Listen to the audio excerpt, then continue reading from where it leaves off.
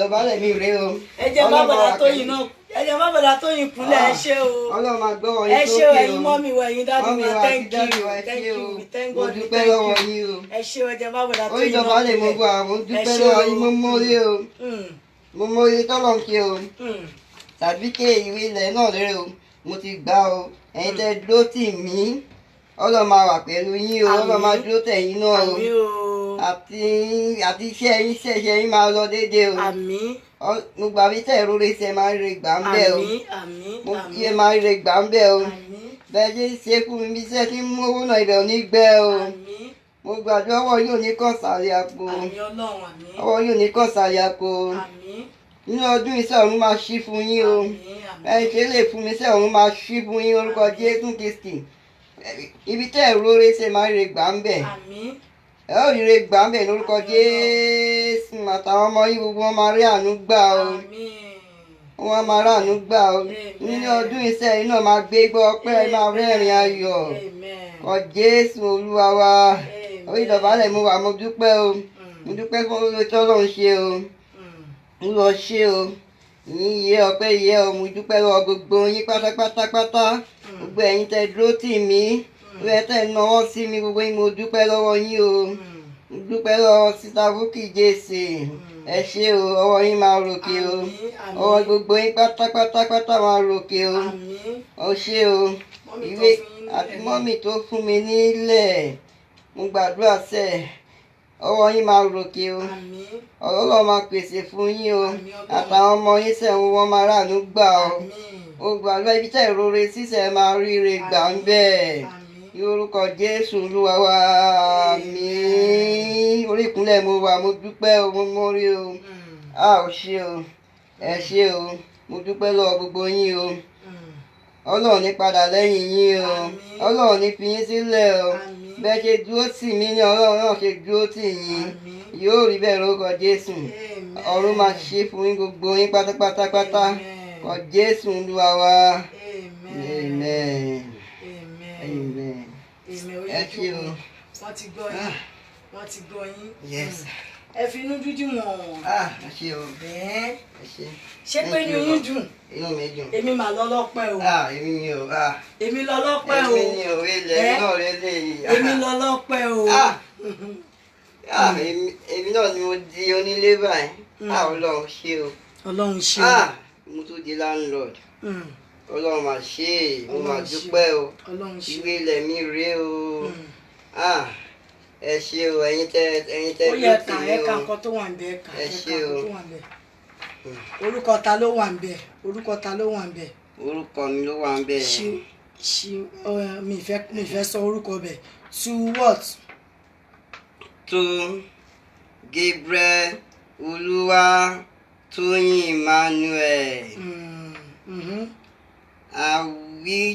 I would like to inform you the request be considered. Yes. Thank you. Ẹ ṣé o, ẹ ṣé gbogbo yín o. Ẹ̀yin mọ́mì, ẹ̀yin daddies. Thank you. We appreciate you. Thank you. We appreciate God. We appreciate you. A dúpẹ́ lọ́wọ́ yín o. Ẹnu ọpẹ́ wa ò dẹ̀ ní kàn án. Àní ṣìṣe o. Àní jọra wa lójú o. Ẹ ṣé àdúpẹ́. Ẹ ṣé. Ẹ ṣé mo dúpẹ́. Ọlọ́run ló lè sọ yín lẹ́san rẹ̀ o. Kò sọ pé táwa lè dù ju pé kọ́lọ́run ṣàbá yín sọ yín lẹ́san rẹ̀. Ẹ ṣé àdúpẹ́ o. Iná ò ní tọ́wọ́ yín o. Ẹ ní wọ́wọ́ tí o. Lágbára Ọlọ́run gbogbo ẹ̀yin tẹ́ wà lókè òkun. Ẹ wá ní ṣílẹ̀ tẹ́ o. Ilẹ̀ ò ní gbóná mọ́ yín o. Ilẹ̀ ò ní tutù òdì mọ́ yín lágbára Ọlọ́run. Afẹ́fẹ́ burúkú àṣàsí burúkú kò wá ní fẹ́ lu yín o lágbára Ọlọ́run. Bó ti wù kí ìjì kòrónà máa jà tó ní gbogbo orígun mẹ́rin àgbáyé, ìjì kòrónà ò ní jà yín, kò ní já ọmọ yín o, kò ní jà ìdílé yín lágbára Ọlọ́run. Wàhálà dààmú ò ní jẹ́ ti yín o. Ẹ ṣé àdúpẹ́ o. Ẹ ṣé gan. Ẹ ṣé àdúpẹ́ o. Ẹ ṣé o. Àmọ́ lóore o. So ẹ jẹ́ kí n wá ṣàlàyé àwọn owó yẹn kí èmi náà tètè máa lọ́lé torí ìrìn yẹn no be small ìrìn kí lè tè lọ relax nílé. Ẹ kí n ṣàlàyé àwọn owó yẹn fún yín. Mo ń bọ̀ ó ní mo kọ́ sínú yes ó dà kí mo kọ́ sí bíbá. Mọ́mì tán ní àwọn fún wa ní half plot ní Ìkòròdú because so many people tí ń bá wa fojú kà so many people ti pè mí lẹ́ni pé Sister Tóyìn ṣebí lẹ́yìn full plot tẹ́ lọ gbà ní redeem yẹn ṣebí another person tún fún yín ní half plot ẹ ṣe kúkú lọ ta half yẹn kẹ́ fi ṣe odidi yẹn bóyá half yẹn dẹ̀ lẹ́ máa kọ́ lọ ṣe kẹta odidi yẹn kẹ́ lọ fi ṣe because etí tó bá gbà lọ ó gbúdọ̀ gbà bọ̀ nǹkan tí so many people ń pè mí fún nìyẹn ẹsẹ̀kẹsẹ̀ mo dẹ̀ pé Sister Bukky Jesse mo ní Sister Bukky Jesse nǹkan báyìí ni àwọn èèyàn ń sọ wọ́n ní àbí ká lọ ta half yẹn ni ká lọ fi develop fún yẹn Sister Bukky Jesse wá ní àwọn ìtì lè sọ pé kí n béèrè lọ́wọ́ ẹnikẹ́ni tó bá promise wa ní ilẹ̀ tàbí cement tàbí block kí n pé kálukú wọn kí n béèrè pé kí n lè ṣàlàyé fún wọn pé ilẹ̀ yín kọ́ Ọlọ́run ti gbà fún wa o ok gbogbo àwọn promise wa ẹ jọ̀ọ́ ẹ try láti fulfill promise yín o so ìgbà tí mo wá pé mọ́mì tán ní ilẹ̀ Ìkòròdú yẹn lóòótọ́ mo promise mọ́mì yẹn pé màá lọ wo ilẹ̀ yẹn lénìí pé màá lọ sí Ìkòròdú lénìí tá bá ti kúrò ní redeem but journey yẹn ti pọ̀ ju ó ti rẹ̀ mí àti lọ́bì kan náà ká tó lọ sí Ìkòròdú ká tó lọ sí redeem rather àti lọ síbì kan so lè ráyè lọ sí Ìkòròdú yẹn ká lọ wo half plot yẹn mọ́ so wọ́n á pe mọ́mì yẹn lálẹ́ pé ẹ ló mà ẹjọ́ mà ilẹ̀ Ìkòròdú yẹn ṣé ẹ yọ̀ǹda fún wa ni àbí báwo because wọ́n ti sọ fún mi rí pé ilẹ̀ Ìkòròdú yẹn pé àwọn ò ní like káwọn fún Bọ̀dá Tóyìn nílẹ̀ yẹn tán pé àwọn yọ̀ǹda tinútinú àwọn but àwọn ò ní like láti fún wọn nílẹ̀ yẹn tán pé bóyá pé wọ́n á fẹ́ lọ tà á wọ́n lọ fi kọ́bò mi àwọn máa like kọ́kọ́ lé sí orí ilẹ̀ yẹn ni ṣùgbọ́n fún àǹfààní àwọn tó ti sọ fún mi pé Sister Tóyìn ṣe bá ti gba another half plot ṣe mọ̀ etí tó bá gbà lọ kó gbà bọ̀ kó má dẹ̀yìn ọ̀la kó má di pé bóyá Tóyìn Adégbìtẹ́ ti lọ ta half plot yẹn o ó ti lọ fi ṣe nǹkan ṣe nǹkan lórí Facebook so bí gbogbo ẹ̀ bá ṣe ń lọ a gbọ́dọ̀ máa gbé wá fún yín kẹ́ máa gbọ́ because mọ́mì tó fẹ́ fún wa ní half plot ní Ìkòròdú yẹn wọ́n ní àwọn ò ní fẹ́ kí Bọ̀dá Tóyìn ta half plot yẹn pé but tó bá kọ́lé lé lórí àwọn máa like àwọn dẹ̀ máa appreciate ẹ̀ so bóyá kí n dẹ̀ pè wọ́n ẹ jẹ́ kí n pe mọ́mì yẹn so kí gbogbo yín gbọ́ ọ̀rọ̀ lẹ́nu wọn so kò ní di pé Tóyìn Adégbìtẹ́ wọ́n fún wọn ní half plot extra bóyá Tóyìn Adégbìtẹ́ ti ta èmi ò ń ṣe irú ẹ̀ o Ọlọ́run dẹ̀ ní fi ẹ̀mí burúkú rú ẹ̀ sí mi lọ́kàn so tá bá ń wẹ̀ ká máa yán kọ̀ọ̀kan yẹn ni so màá pe mọ́mì yẹn sì gbogbo ìrìn á bá wa gbọ́ ohun mọ́mì yẹn nǹkan tó fẹ́ lórí ilẹ̀ half plot yẹn mọ́mì yẹn máa ṣàlàyé fún everybody so ẹ jẹ́ kí n pe mọ́mì yẹn.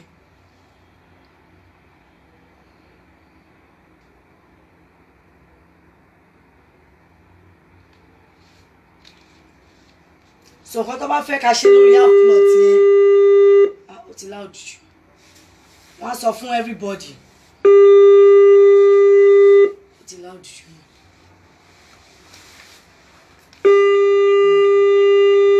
ó dà báyìí.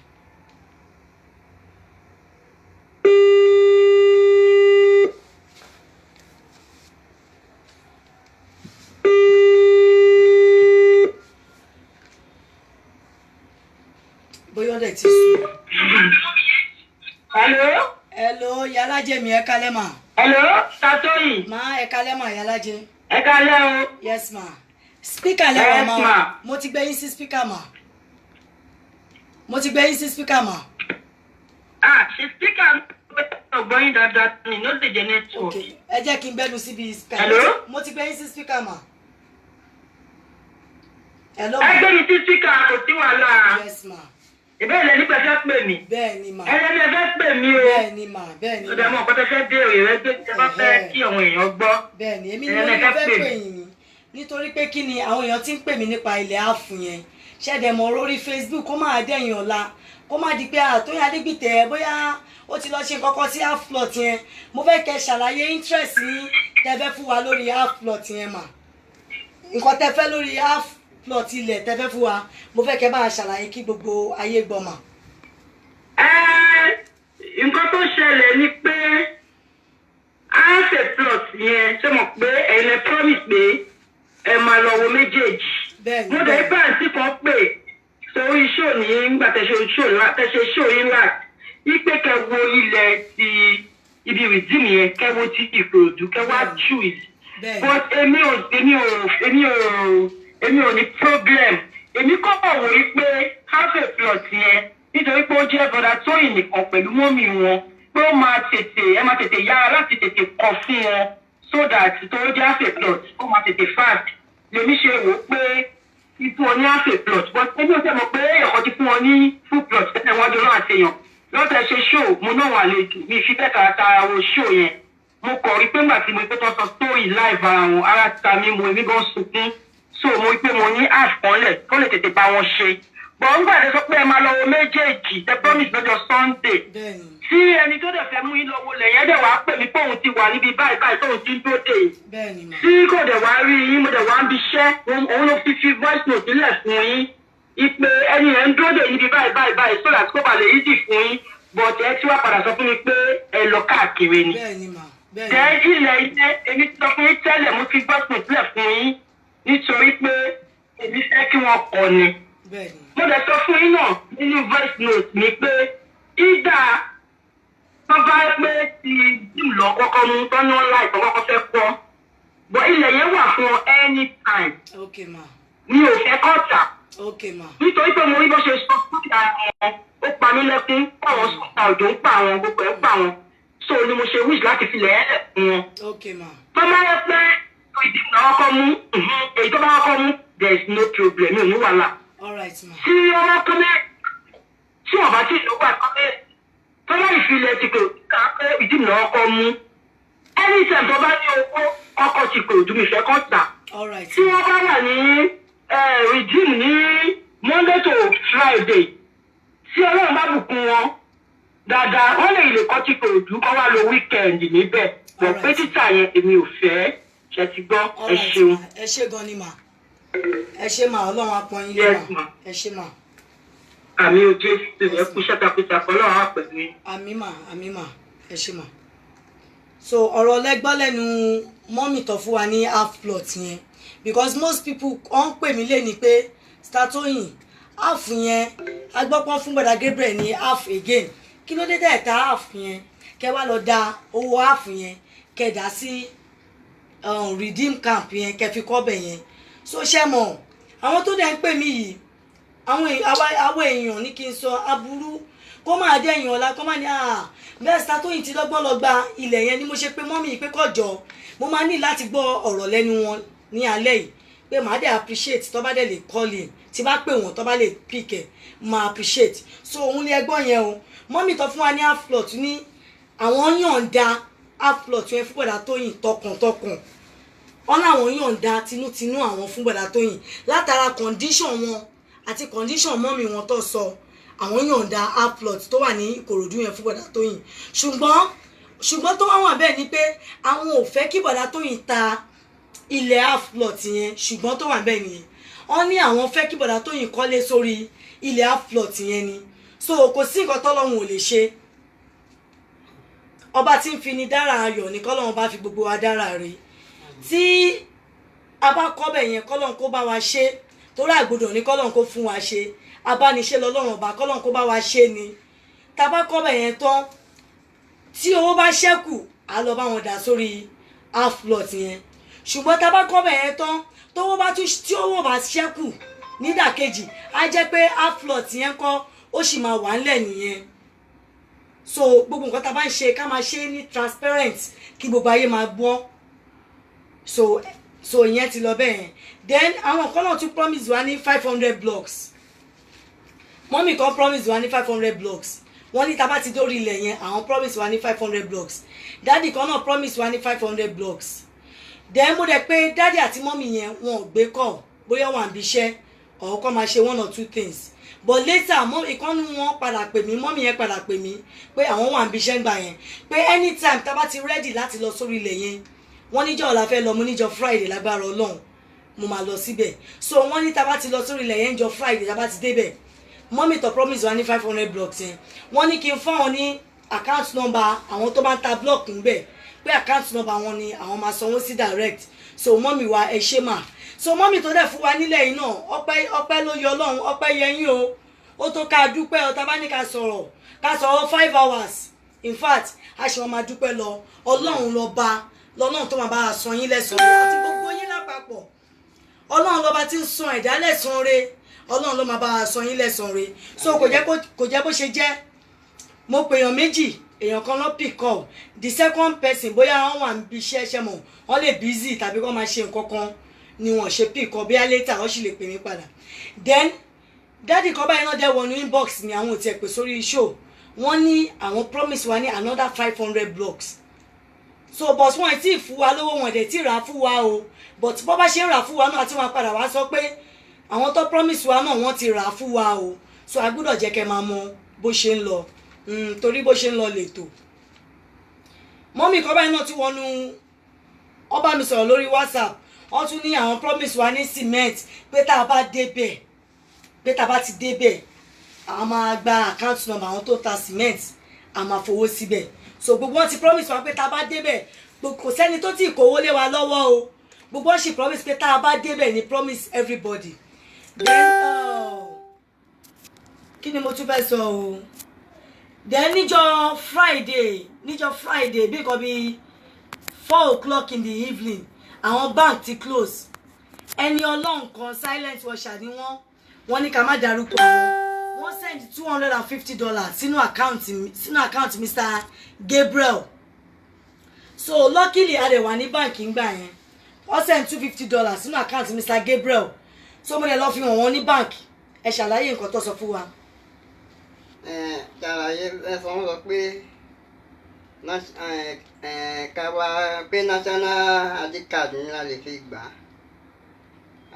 yẹn báǹkì ti close àbá gbàǹgbà yẹn báǹkì ti close wọn pé a máa bóyá ọ̀la la máa lọ báyìí. so torí mọ́mì tó send $250 yẹn sí account bọ̀dá Gabriel lọ send sí direct àìtí làwọn gbà o èyí tó yẹ kí lọ bá wọn gbà mo busy throughout so ọ̀la lágbára Ọlọ́run so another mọ́mì náà dẹ̀ send $100 sínú account tèmi mi tí gbà yẹn náà mo busy bí gbogbo yín ṣe mọ̀ ibi tá lọ lẹ́nìí so wàhálà yẹn ó tètè rẹ̀ mí ká tó dé gan bank ti close bí kan bí 4:00 so ọ̀la lágbára Ọlọ́run a máa lọ bá wọn gbà jáde so then èèyàn kan náà dẹ̀ ti promise wa lóyún online Ọlọ́run máa fún wa ní 100,000 but wọn ì tí ì fún wa o so mo wá fi gbogbo àsìkò yìí mo tún fi rán ẹ̀yin mọ́mì wẹ̀ ẹ̀yin dádì wa ẹ jọ̀ọ́ ẹ máa bá wa fulfill promise yín torí àwọn tó bá ń fetí gbọ́ ọmọ believe pé bẹ́ẹ̀ pé wọ́n ti kówó yẹn fún wa ni ẹnìkan náà promise wa ní 100,000 wọn ì tí fún wa ní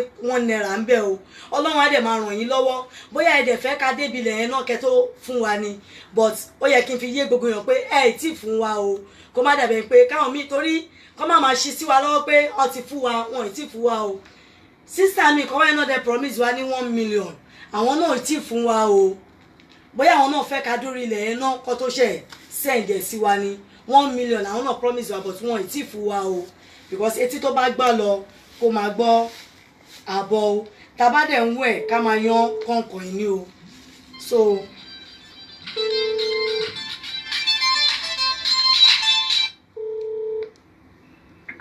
hello sister Bukky. àti tó yẹn kalẹ̀ ṣe wa òkè. ẹ kalẹ̀ mà. yẹn ṣe wa òkè. adúpẹ́ mà speaker lẹ́wà mà. gbogbo ẹ̀yin tẹ́ ń wò wá ẹ kalẹ̀ o ẹ̀yin bàbá wa màmá wa my sisters my brothers everybody watching us worldwide ẹ kalẹ̀ o ojú òní tí ojú òní tí anybody lórúkọ Jésù. àmín ojú òní tí anybody lórúkọ Jésù. àmín ẹ kú àdúró tí o Ọlọ́run àdúró tí gbogbo yẹn. àmín. Yes, it's a quick one.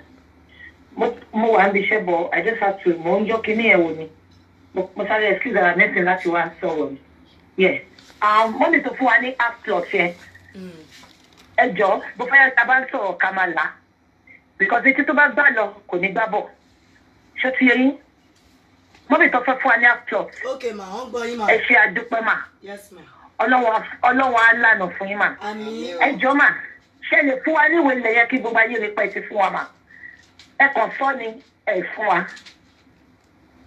Ẹ dẹ̀ sọ pé fẹ́ ká kọ́ fair enough ẹ̀dá ò lárò pé a lè kọ́ ẹ lè fún wa lówó bọ̀ ẹ má bínú mà o ẹ lè sọ bá ṣe máa ná ẹ ti fún bàdá Gabriel ẹ ti yànda ẹ wọ́n ṣe máa wá ṣe òkú bàdá Gabriel ebi kan bí ṣe wà ní ilé sọ pé nǹkan tí bàdá Gabriel gbọ́dọ̀ fi ṣe ni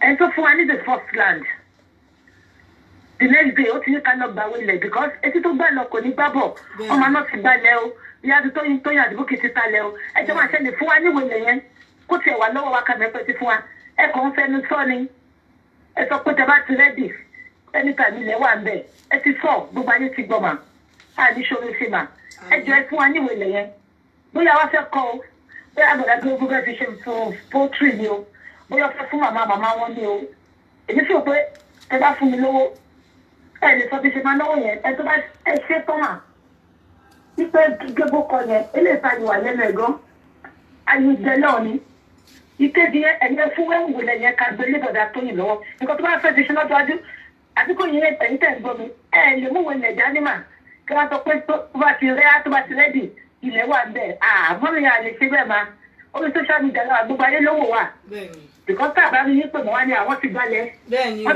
àgbọ̀ kọ̀ọ̀kan mọ́ ẹ jọ mà ẹ fún wa ní ìwé yẹn ẹ dìde tí wọ́n fẹ́ kọ́ àgbà ẹ jẹ́ kọ́ àgbà bá ṣe rí ti fọ́ọ̀tù ọ̀ lẹ́nu kí gbogbo ayé rí kọ́ pé ẹ ti mú fún wa lọ́kẹ́kọ̀ọ́ máa fẹ́ mú sọ yẹn àmọ́ èèyàn ló bá fẹ́ mú sọ tá à lè ní wọn pè mọ́ a máa pè wọn ní gbé fóònù etí pé ti gbá lọ ọ ti sọ àwọn tí ń kàlẹ́ wa lọ́wọ́ ẹ̀yin mú fún wa bóyá bọ̀dá kí mo máa wá kọ́ o èmi gan tí mo ọlọ́run ti pàṣẹ wa gbé bọ̀dá gbégú síta ní ilé pàṣẹ fún that is the last thing I will do mo ti kú oúnjẹ nìyẹn tí wàá ní ká máa dá ẹ̀bẹ̀ kó má ṣìnà ká máa dá ẹ̀bẹ̀ káwọn alágbèdá má gbà lówó lọ I don't ebi go fọwọ́ lálẹ́ fún àti tóyìn àdínkù ẹ̀yìn mà tá bá fẹ́ fún wa mà tẹ̀bẹ̀ yẹn fẹ́ fún wa tẹ̀bá dẹ̀bẹ̀ pé ègò lè ní ìgbàdúrà fi hàn tá nǹkan ní nǹkan èyí tí àti tóyìn sọ fún mi múlẹ̀ tóyìn ní ilé ṣẹ́ anything go and talk to people and talk to Brother Gabriel he's a man he's old enough he's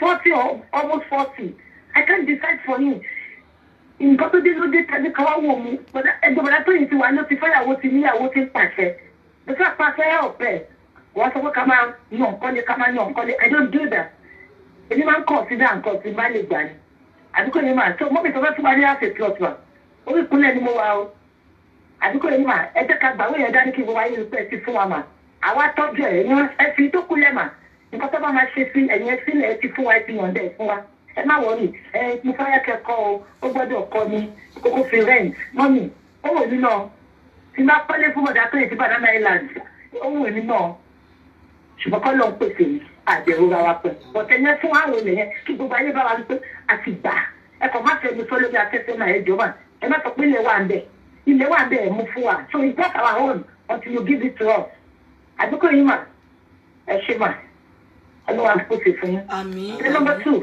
ẹjọ́ torí ọlọ́run gbogbo ẹ̀ tẹ́ bá promise we don't want to promise on air ẹjọ́ because I love transparency.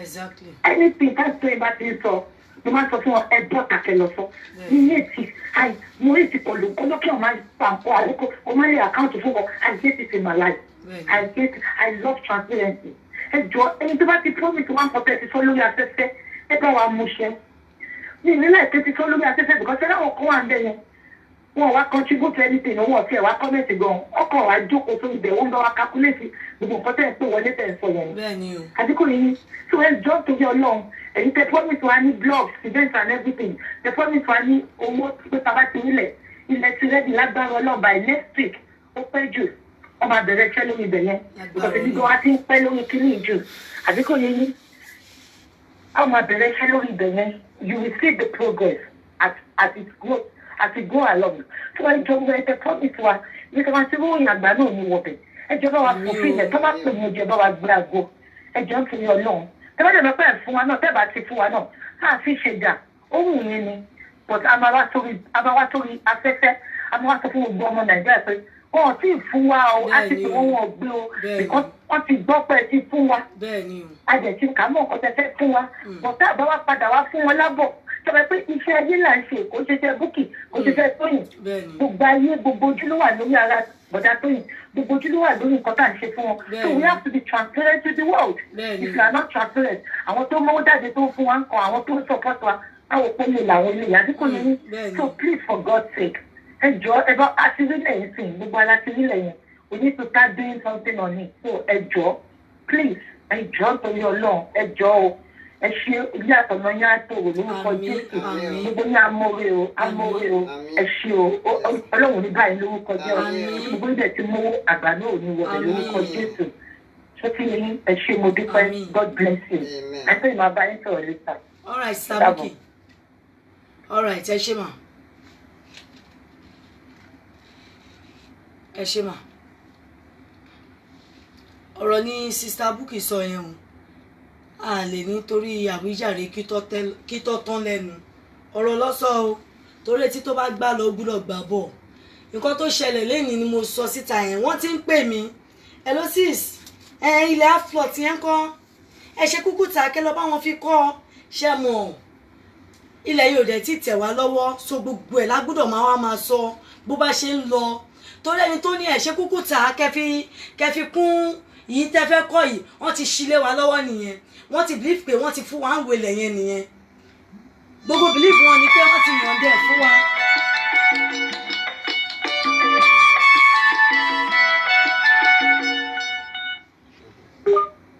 Hello ma. Hello ma. Hello. Hello ma. Hello ma. Hello. Patoyin. Máa wọ́n gbọ́ yín ma. Mo gbọ́ hello. Wọ́n gbọ́ yín Ṣé ma. ń gbọ́ mi ṣé ẹ ti gbé mi sí speaker? Bẹ́ẹ̀ ni ma wọ́n gbọ́ yín ma.